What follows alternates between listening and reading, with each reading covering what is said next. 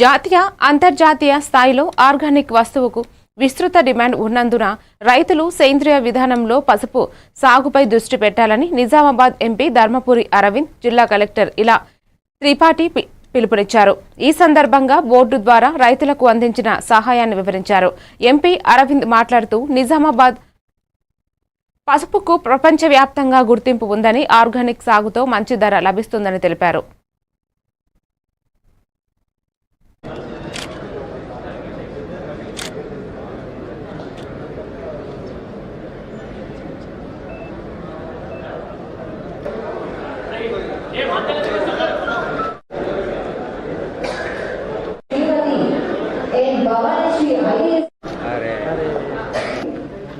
నిజామాబాద్ జిల్లా పెట్టేసి మన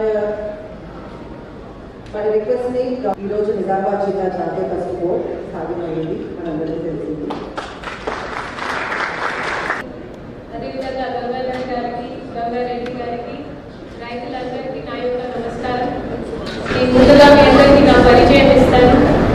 గంగాధర్ గారి వాడి సబ్సిడీ ఇచ్చేవారు, సబ్సిడీ ఇవ్వాలి, దీన్ని పెట్టిన పెట్టుబడి తప్పకుండా మీకు ఇన్సూరెన్స్ మొత్తం తిరిగి రావాలి కోరుతున్నాను.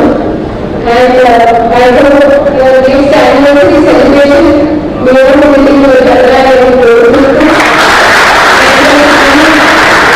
taking turmeric board internationally, ఇక్కడ నుంచి ట్రేడర్స్ ని వాళ్ళందరినీ కూడా జర్మనీ దేశానికి రానున్న తొందరలో దాని కోసం మన మహారాష్ట్రలో 40 రూపాయలు లేబర్ కాస్ట్ అయితే ఇక్కడ 12